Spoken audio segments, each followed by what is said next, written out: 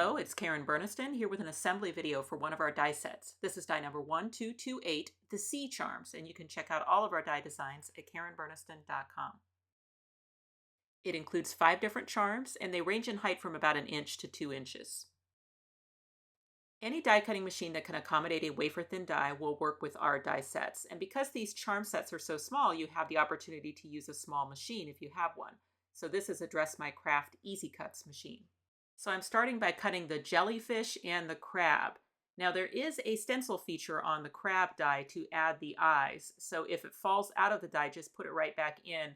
And then you can use any pen that'll fit down through the dies. My favorite are Staedtler Triplus Fine Liners. This crab is a larger version of the one that is in the beach borders. So those two dies coordinate really nicely together.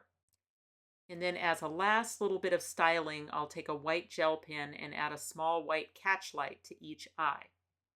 Now I'm going to switch to my bigger machine, my Spellbinders Platinum 6, so that I can emboss all 4 of the remaining dies at one time. Check on YouTube to see the proper sandwich for your machine for embossing a wafer-thin die. But for a Spellbinders Platinum 6, the pieces come with the machine, and they include the tan squishy mat and the purple hard embossing mat.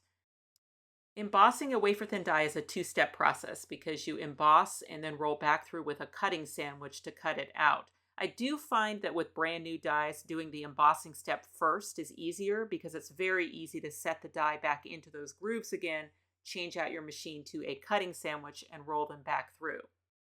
Now, in addition to embossing those dies, I can also use those openings as a stencil. So I'll leave the paper in the die now and switch to some stenciling. For the eye, I'll use the same black pen that I used for the crab. And then to decorate the body of the seahorse, I will use a blending tool and some ink. And then I'm just going to smear that ink down through that die and onto the seahorse. And the embossing step raises the paper up a little bit through those holes and just makes it easier to get a nice stencil. Stenciling through the die gives a crisp look, and then if I want to soften that, I can go through without the die in place and add some additional ink. And in this case, I'm doing a peachy pink. To clean ink off of the die, I just squirt it with water and then dry it with a rag. The 2 Seashell Charms also have that stencil emboss feature, so if I sponge through the die, I'll get a crisp stencil, and then if I add a little bit around the perimeter, that will soften it. Same thing with the other seashell. I can sponge through the die to get that crisp stencil, and then I can add some ink without the die to soften it. The Jellyfish Charm is the only one that comes in 2 pieces. There is a separate piece for the top of the jellyfish that has an emboss and stencil feature to add some dots on it. Again, I can stencil through the die to make it crisp and then add some additional ink without the die to soften and texturize it.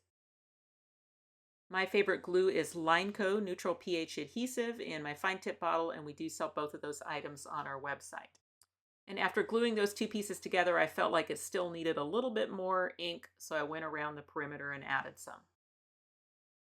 So those are the finished Sea Charms ready for a project. Now the reason I designed these embellishments as charms is because it gives you double duty decoration. You can choose to trim off the hole at the top and just use those as standalone elements, or you can choose to use the hole to attach them to your project, maybe dangle them off of a pop-up or attach them using a brad or some twine or a jump ring. This card is the packaging sample from our little twist panel pop-up, and the Sea Charms are attached with brads. But here's another little twist panel slimline card using the Sea Charms, and this time the holes have been trimmed off and they're just used as standalone elements. I love to end assembly videos with some inspiration from our very talented design team. Sandy Diller created an entire underwater scene using the Sea Charms, but then also a lot of the other beach and sea themed dies in our collection. This cute card by Sue Small Kreider features the crab from the Sea Charms. I like her white pen detailing, and uses our Adirondack chair pop-up, along with our Happy Hour charms and the new word set 16. Another card by Sue, this time using the label charm pop-up, and I like how she's taken the seashells from the Sea Charms and added them to both sides of her oval charm, and that way, regardless of which way it spins around, it will look great. Sandy Diller made this To the Sea card, and she has the crab charm from the Sea Charms dangling in the opening. This is also a label charm pop-up card. Such a cute friendship card by Sandy Diller where she's made full use of that vintage style paper with the ladies in swimsuits, but then also she has the Sea Charms peppered throughout her collage. And the sassy beach please greeting is perfect. Here's a fun thank you card from the bottom of my heart. This one's by Suzanne Smith, and she's got those sea charms mixed in with several of our other ocean-themed animals. Here's a fun double Surf Shack card by Nikki Foden, where she's used several crabs. And then another card by Nikki where she's made an entire undersea sand castle, and she's mixed in several of those sea charms. On this tag book by Sue Small Kreider, she's used clear for the mechanism so that she really gets a cool floating effect with all of those sea charms. Here's a double little twist panel by Frances Byrne. Again, just amazing underwater scenery. Another card by Frances, this time label charm pop-up. I see it's your birthday, and she's incorporated these sea charms.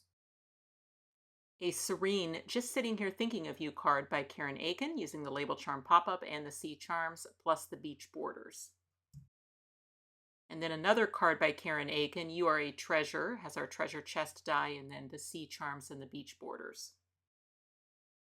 Here's a double wide woven basket by Lois Bach with a mermaid theme, and you can see those sea charms mixed in. And then another card by Lois, a double little twist panel with the sea charms and those beach borders.